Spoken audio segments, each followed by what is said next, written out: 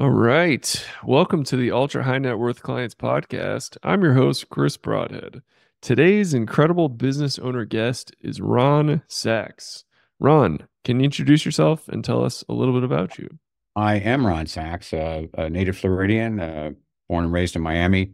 Uh, Not to be confused with the Ron Sachs, who is the number one sports and political photographer in Washington, D.C., or a guy named Ron Sachs, who makes original string instruments in Atlanta, uh, or Ron Sachs, who is a top financial wizard, or Ron Sachs, who owns a string of dry cleaning establishments. I'm the Ron Sachs in Florida, who was a journalist. Who also went into politics and founded a company in 1996 now called Sachs Media. Awesome. Awesome. Have you ever considered starting like a mastermind with the other Ron Sachs and I just think we're taking the going to have a world? conference and maybe trade jobs or something. The guy in Atlanta who makes original string instruments, violins, violas, once or twice a year, I get an email intended for him that says, Mm. Ron, where should I send the deposit for the violin? It's been very tempting, but I've never stolen. Well, If you well, Google once your name, you'll find you have some doppelganger namesakes. They may not look like you, but they have the same name. mhm. But it'd be interesting with my namesakes to trade jobs. I wouldn't mind being the sports political photographer. I can't make a string instrument. I can't play the guitar. And I surely am not a financial wizard, although I have a lot of knowledge about financial comms. Awesome, awesome. We'll look forward to the Ron Sachs group taking over the world here soon. Well, maybe a little Um, fire. yeah, awesome. So, tell me about how you came to start this business of Well, yours. again, I was born and raised in Miami, educated, at the University of Florida Journalism School. And Mhm. my deep interest in journalism started when I was very young. So I was editor of my elementary school paper, my middle school paper, my high school paper, my college paper. Right out of college, I went to work for the Miami Herald, my hometown paper. And I just loved journalism because I either wanted to go into journalism or politics. But I was able to learn that by sharing the facts and truth with people, you could, without trying to be an influencer, you could cause bad things to be found out and addressed. You Mhm. could Mhm. go after bad people with the facts and the truth. You could shine a light, a bright light on a problem and help people get involved in trying to resolve it. So, I mean, when I was a junior in college, a guy was found hanging in the county jail, 25-year-old man from Missouri, in for a felony, which in 1970, possession of a single marijuana joint was a felony in Florida. So he's in jail for that and supposedly hanged himself. And it just seemed curious to me that the sheriff's department was calling it a suicide. And I went and investigated and, found out there were three other men in the cell when he supposedly hanged himself. And when they found him, his feet were flat on the ground and his head was shaved and there were nicks on his scalp. And in fact, one of his cellmates, because of our stories, was indicted for murder and convicted of murder. So as a 20-year-old kid in college, uh, using my skills as a fledgling reporter to uncover the facts and truth about this alleged suicide hanging led to a murder conviction. So I realized I was on the right track with journalism. And I've just been a comms guy my whole career. I've worked for two Florida governors, Reuben Askew in the 70s when I was in my 20s, and the late Governor Lawton Chiles, the last Democratic governor of Florida. He was in office from 1991 through the end of 1998. I worked with him 3.5 years um, as his comms director, and that's a pretty big stage to be doing counsel to a governor in the third largest state. And whether it was hurricanes or wildfires or tourist murders, our number one industry is tourism. And over a period of a few weeks, three tourists are murdered in Florida in different geographies. And, you know, there were shirts being made, Florida, see it like a native, and there's a gun pointing out 3D in the shirt. Um, so having to address problems like that, um, I developed the level of confidence in my competence that after helping the governor get reelected in 1994 against a really young, charming Jeb Bush, who would later become governor in the 98 election, I stayed another year plus And then I thought, maybe I should try setting up a communication shop. And I called my mother to say, Mom, I'm going to leave the governor in 1996 and start a company. And she said, you've never run a business except a paper route. And I said, I know. And but I had enough Thanks, confidence Mom. in my competence. I felt fairly confident that I could get a job with someone else if I was a failure. And I have enough money saved to be a complete failure for 3 months before I would have to go to work for someone else. So I started the company with $30,000. Mhm. I've saved money and rented an office, bought some office equipment from a place that was closing, and got three clients in the early days that paid me $3,000 a month on an annual contract that replaced my salary in the governor's office and gave me enough margin to rent the office and buy health insurance. And then, my first day in the office, I have a three-room office, 600 square feet across from the state capitol in Tallahassee. I sat down at my big desktop and played solitaire. And then I thought, hey, businessman, what should you be doing? Well, maybe you should call your clients.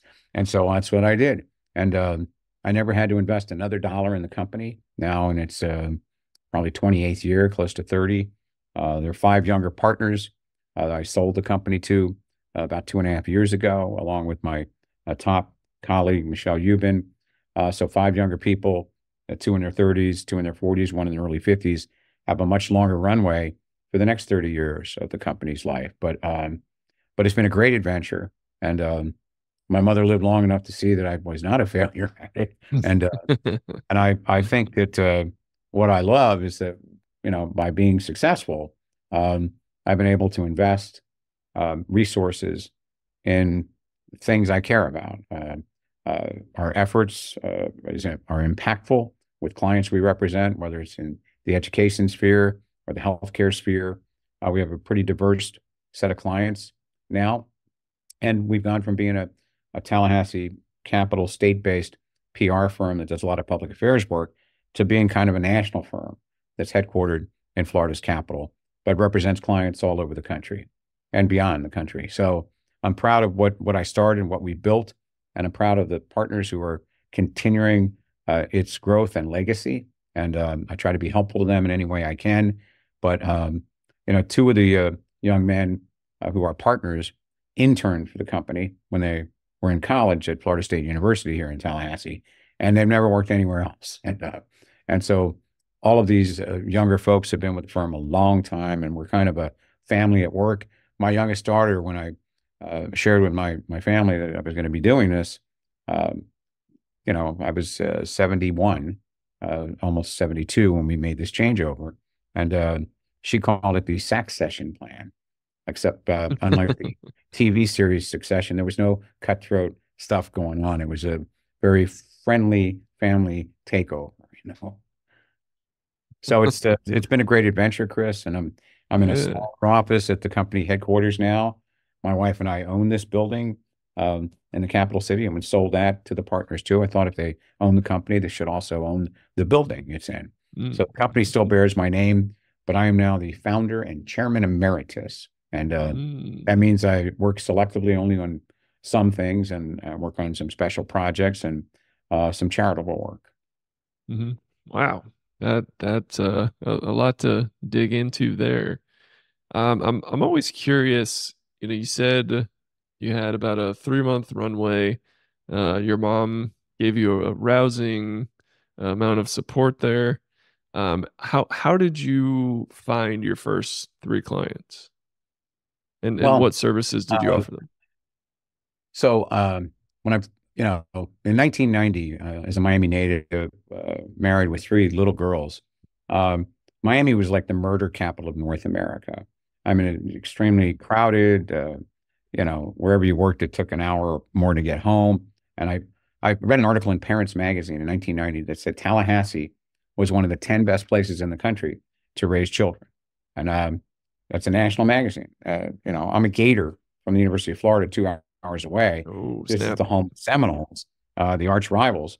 But I, uh, I didn't get a job and move to the city where the job was. I picked the city and then found a job, and I became Mm. the director of communications for the state teachers union, the Florida Education Association, which was affiliated with, the National Education Association and the American Federation of Teachers. And at that time in 1990, Lawton Chiles, our senior U.S. senator, 3 terms in Washington, was running for governor. And the teachers union loaned me to the Chiles campaign to write speeches, radio addresses, and he burned out 2 communications directors in his first 2 years.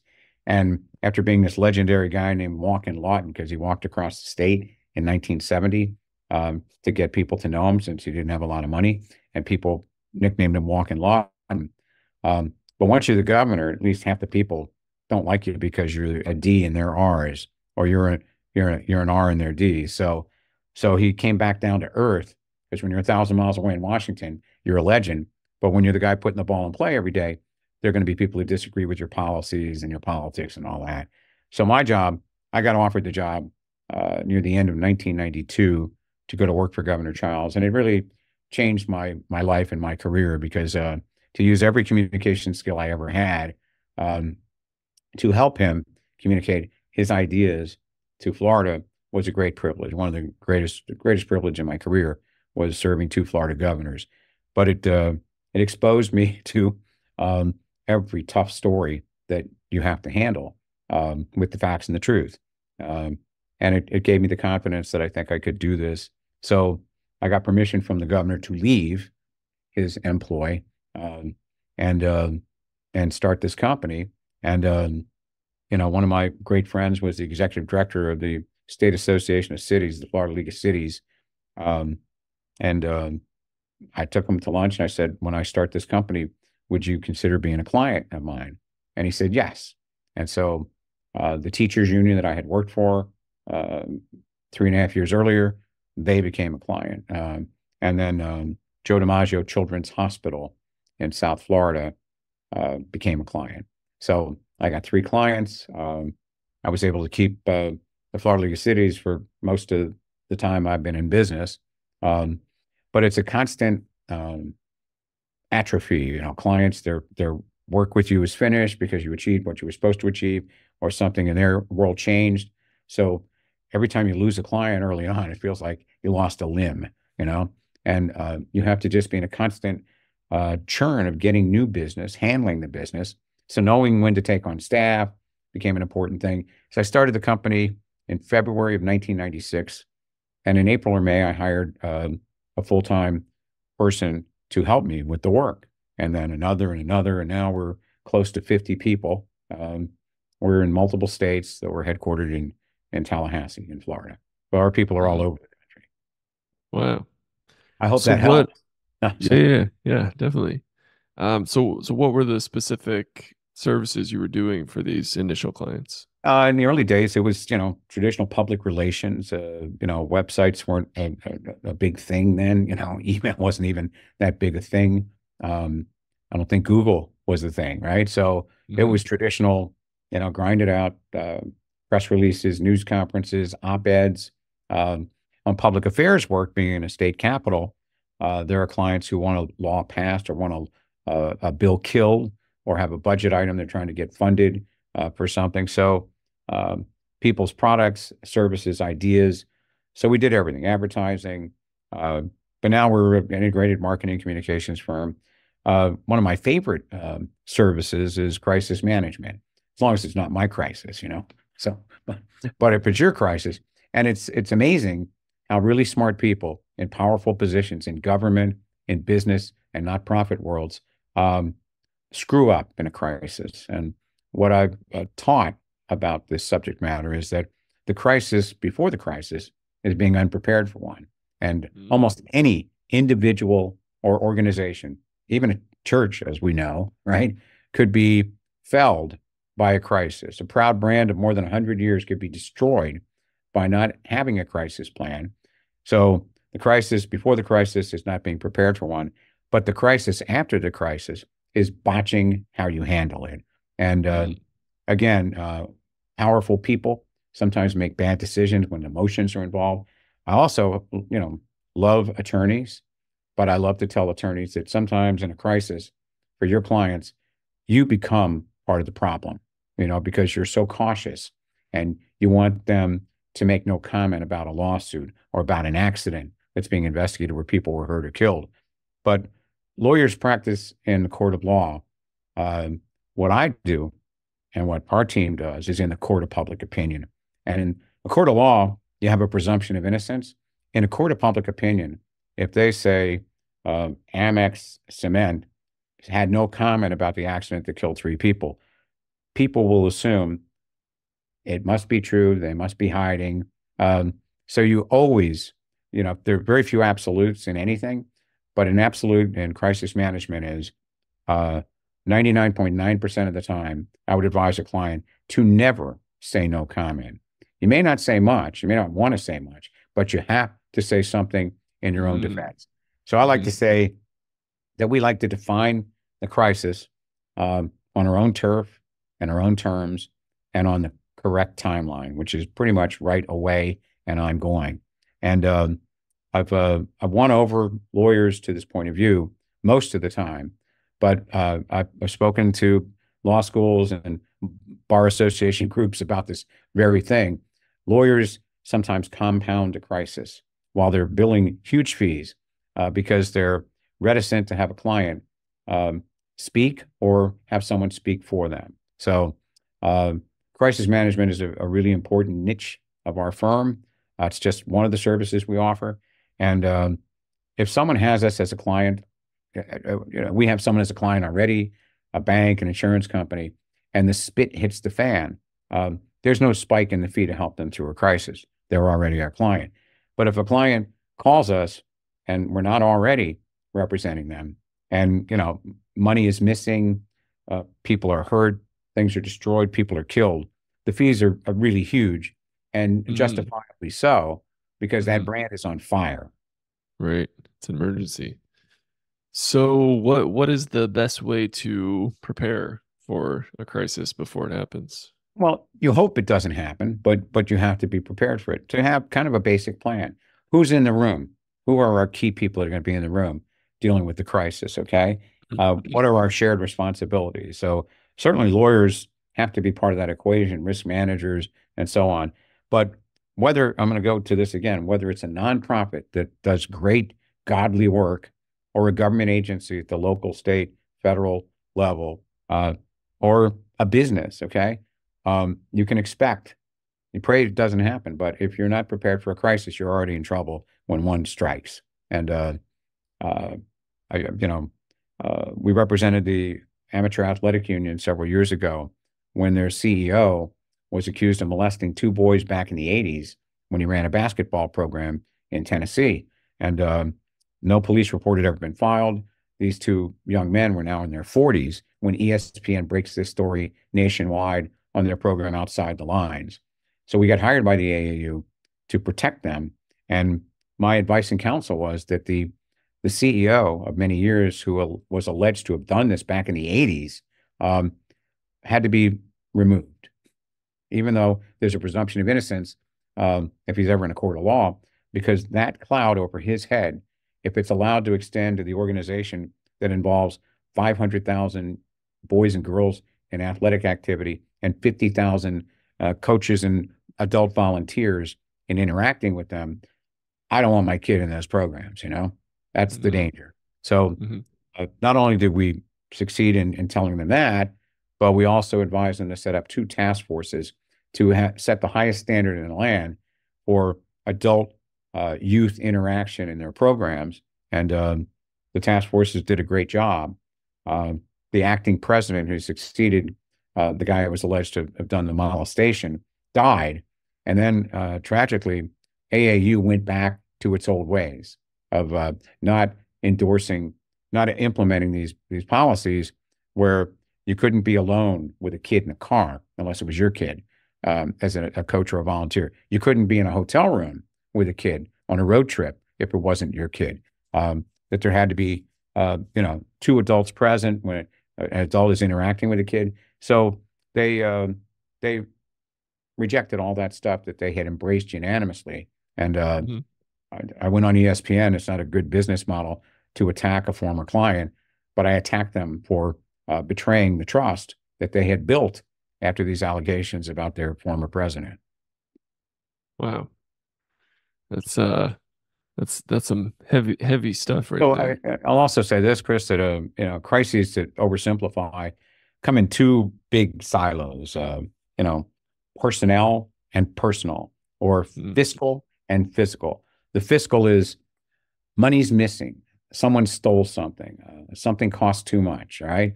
Or we're bankrupt. Okay.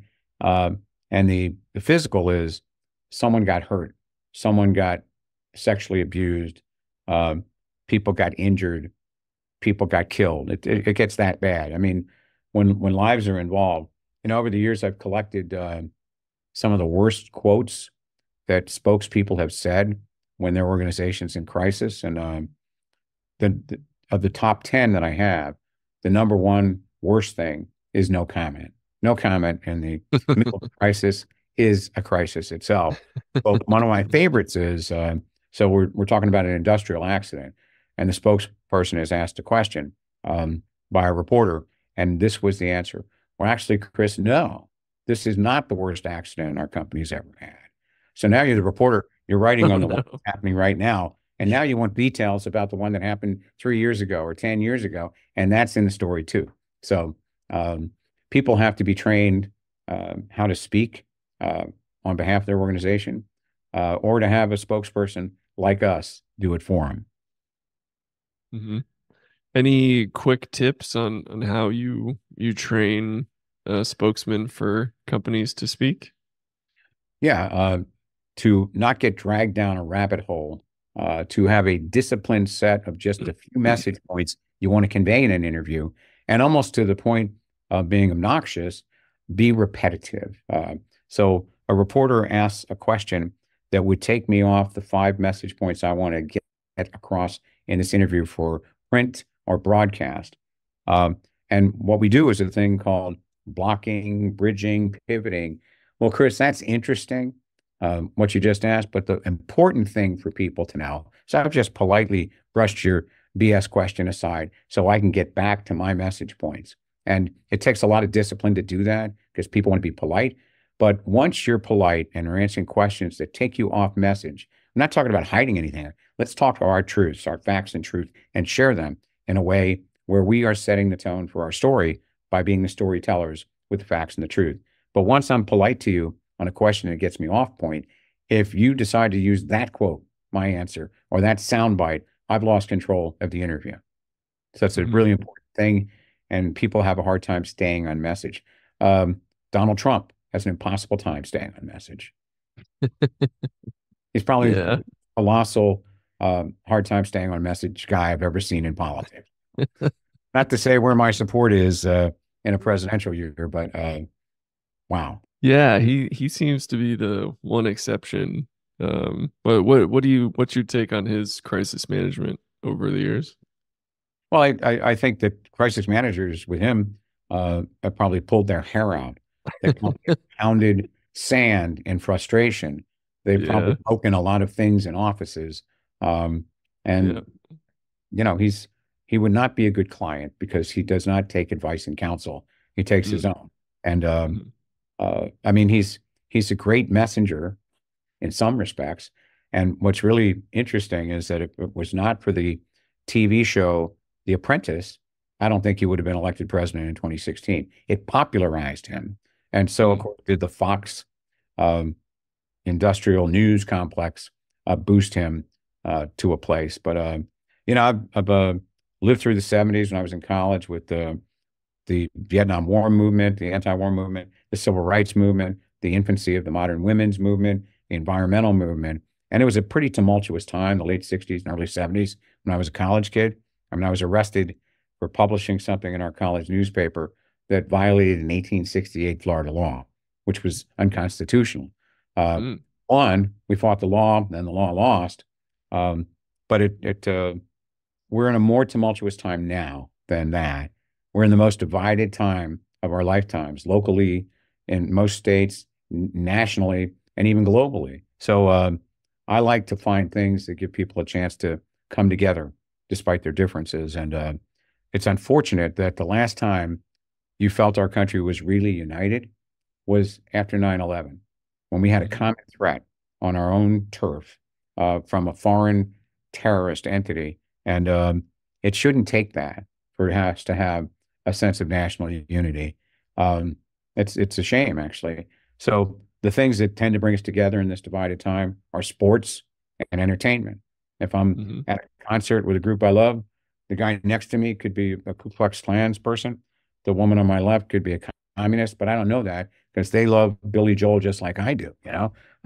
And so we need to find things beyond sports and entertainment to bring us together. And hopefully it's in creating a more civil tone to our interactions in business, in politics, in community, with neighbors. It's up to each one of us. Any specific ideas on how we can better unify? Well, our firm tries to do things to give back to the community. I kind of my phrase about being a business person is the greatest profit that we make in business is measured best in what we give back to the community. And I don't Mm. mean just in money, I mean in service. Um, so I'm proud of our firm's culture in that way. And the partners that are running the firm now have that same uh, embrace of the culture of giving back.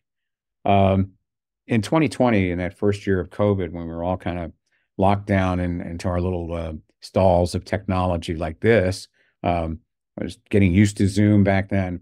Um, as Thanksgiving was approaching, and we all had been shut in way too long, there's not live sporting events, there's not live in-person performances. We're all masking. Um, we created a thing called Share Gratitude 2020, and we did it with the statewide association of newspapers and the national newspaper group called America's Newspapers. And we had people post a comment or a short video about what they're grateful for. And I was people of all ages and diversities sharing. A little girl, one of my colleagues' daughters, is jumping up on her bed, jumping up and down, saying, "I'm thankful for my mommy and my daddy and my hairband and my toys." And it was a beautiful thing to remind people that no matter how tough things are, we have a lot to be grateful for. We have more things in common than we sometimes recognize by our behavior, and more things in common than divide us if we approach things with a different perspective and stop demonizing or villainizing people who disagree with us. Yeah, but that is hard to do with our algorithms realizing how much we Yeah, want that, that was a big hit, though, Share unfortunately. Gratitude 2020. And I just think, you know, I've tried to teach my now adult children that life is about solving problems. Hmm. Expect them. They're going to come. Don't become unglued by them. If you had a really hard day yesterday because of a problem, don't allow yourself the phony privilege of two bad days in a row. Turn your thinking around. A good day can be defined by not having a big problem or working on a big problem, solving a big problem. But if every day were like Christmas morning, it would cease to mean much, you know? So Hmm. any day can be a good day if you have the right attitude. Absolutely, absolutely. Well, we are coming towards the end of our time together. Oh, okay. We have a. Did you want to say something, Ron? Well, yeah, I mean, your audience includes people who are financial advisors. Yes, yes. So I would have some advice for them. I would love to hear it. So you're in a very competitive field, financial advisors. I've done some statewide financial literacy initiatives in Florida 3 times under 3 different statewide elected CFOs of Florida. And our research shows that regardless of income or education, unless people study finance, that most people, again, who make a lot of money and have a good education, feel ill-equipped about their own finances. Mm. That they spend more time planning a 1 or 2 week summer vacation than looking at their quarterly retirement statement. And to me, the big differentiator in the field of financial advisors are people who can win public trust by demonstrating their thought leadership. And sometimes the best way to sell your services is to give away knowledge. And so financial advisors in that very competitive field are all promising this and that. But if they gave away knowledge to the public in a trusted way, then people say, wow, that helped me. Maybe we could trust this company or that individual. But Mhm. I think also they're so smart about money, most financial advisors who are licensed and know what they're talking about, um, that they need to learn to communicate better and translate complicated financial information into terms people can understand. I've never liked the phrase dumb it down. My view instead is respect your audience, that they don't have your background. And if you want to be successful and effective, be a great communicator and communicate financial information in a way people can digest it and understand it. And you will do better than your peers and competitors. That's my Mhm. advice to financial wizards. That's great advice. And it goes directly in line with a lot of the work we do with them. We encourage financial advisors to create webinars or in-person seminars where they essentially do what you just said. They share information, valuable information, in an easy to understand way. So yeah, right So on the yeah, money, Ron. those financial literacy initiatives that I mentioned, one of them was called Your Money, comma, Your Life, not Your Money or Your Life, Your Money, Your Life. The And then comma is another one was important. called Money Wise Florida. And was a website, it's a TV special, PSAs, a lot of social media stuff. But I think I appreciate the opportunity to visit with you, Chris. I hope my answers didn't go down a rabbit hole too much. No, these were awesome, man. This was You great. know, one of the questions you sent me was about how did I nail our biggest client? So I don't know if you want me to address that or not. I would love to hear that. Yeah. So, so as a hedge against failure, when I started the company, because I have a background in media, I, produce television specials, to oversimplify. So in 1997, I did the thing called the Florida Safe Driving Test, and cars are made safer than ever before. Roads are engineered to be safer. The only thing that hasn't been re-engineered are drivers, and we're a nation of distracted drivers. So that was, I got three sponsors for that, a statewide TV special on safe driving. It was a test, a multiple choice test. Um, and then I decided to take it national and create a national safe driving initiative called Drive for Life. And Volvo Cars of North America wanted to be a sponsor. In fact, they wanted to be the only sponsor because their slogan is Volvo for life, and our project was called Drive for Life. And they didn't want to just be a sponsor; they wanted to be the only auto manufacturer, and then made the decision to be the only sponsor. So they were the title sponsor of our National Safe Driving Initiative for 3 years, and became uh, our biggest client. In essence, we became our own biggest client by creating a project that we owned and that Volvo sponsored. So I'm pretty proud of that. And the whole history of the firm, that was, for 3 years, our biggest client was us. Pretty cool. And I would just say Yeah, to entrepreneurs, if you can create a new revenue stream by doing something entrepreneurially within your organization that you own, it's great to have clients that pay monthly fees and such, but it's also great to own something that only exists because you created it and monetized it. absolutely. That is the most unique way of finding the biggest client that I've heard thus far, Ron. Well, thank you. By the way, when I was making the deal with them in their headquarters in Irvine, California, they said to me, because it was a lot of money, I mean, for a business of our size at the time, um, can we pay you partly in cars? Like 20 Volvos. What? I said to the then CEO, listen, Vic, uh, I don't want to set up a dealership, just pay me the money and I'll buy a Volvo. And so I bought an XC90 with their sponsorship money. All right. It's a So great car. and the last thing I'll just say, as reflected in that project, I love working on things where we do good and we do well. Helping people learn how to be a better driver uh, is great, and being successful at it is great too. One does not Hmm. preclude the other. It's great if they're both part of the package. Hmm. Absolutely. Absolutely. Thank you for sharing that. Two final questions, and then I will Sure. I will set you free, my friend. Okay. So as you just alluded to, a large part of our audience is financial advisors. Mhm. You are a, very successful business owner who it sounds like had an exit recently. To the extent that you are comfortable sharing, Sure. do you currently have a financial advisor? If so, how did you find them? If not, would you ever be interested in one? Well, I have two CPAs, and I met a young banker about 10 years ago, a former Air Force guy, who is the most intelligent, understandable financial person I've ever met. Uh, and I like him so much. He's my wife's and my financial advisor, and he also has advised the company. Um, he's just a rock star, and he translates things into terms I can understand, and I like that.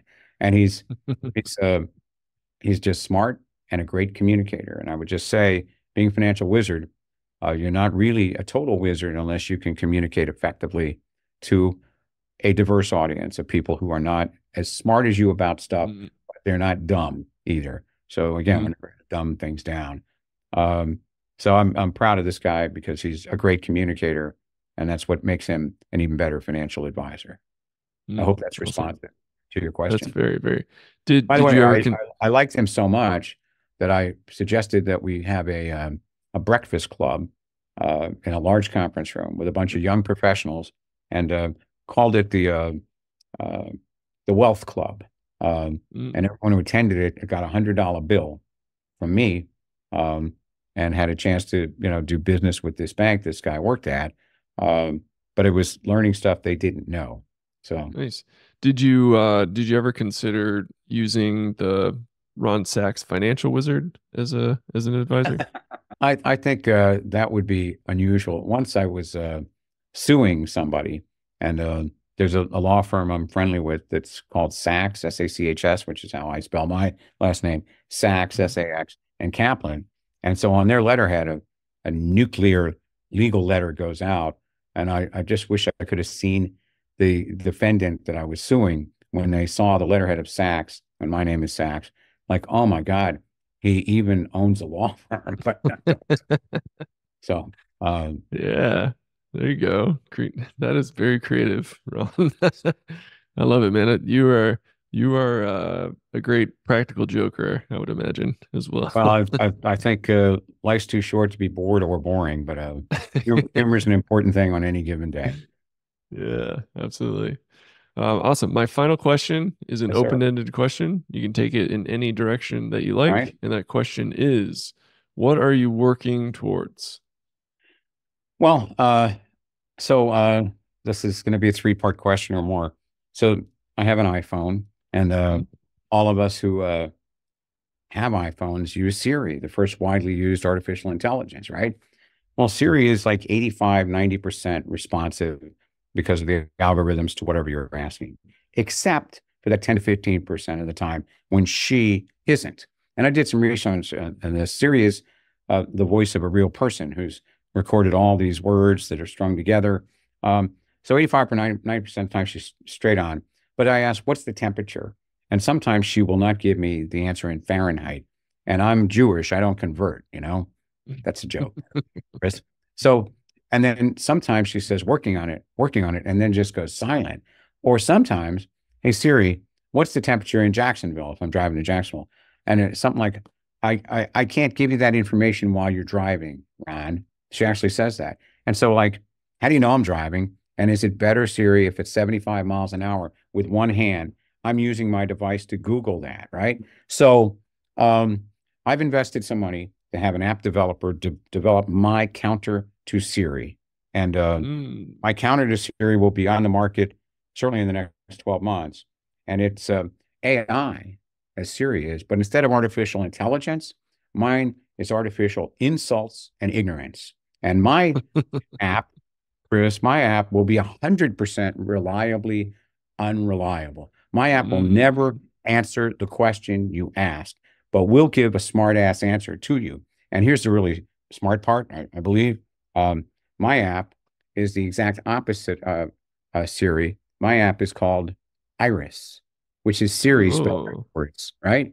So I'm going to launch this thing, and hopefully, my wife thinks it's the dumbest thing I've ever done. I said, no, there are many more things I've done that are dumber than this. So I'm working on that. I'm also trying to that's set fun. up a statewide sports site for sports fans for pro and college sports. One place that you can go for information about any team, any sport in Florida, called flsportsfan.com. And that's two of the things. And I'm working on a statewide organ donor registration initiative. Um, I lost my middle daughter last year, May 31st of 2023, after a massive stroke. And Oh my goodness. she gave up her organs, and three people are alive because of her today.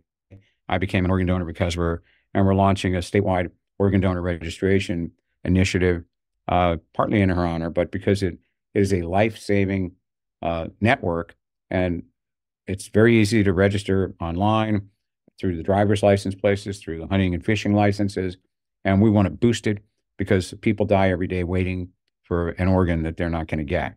And if we have more people in the registry, more people will live. So I feel pretty good Wow. about that under my daughter's legacy.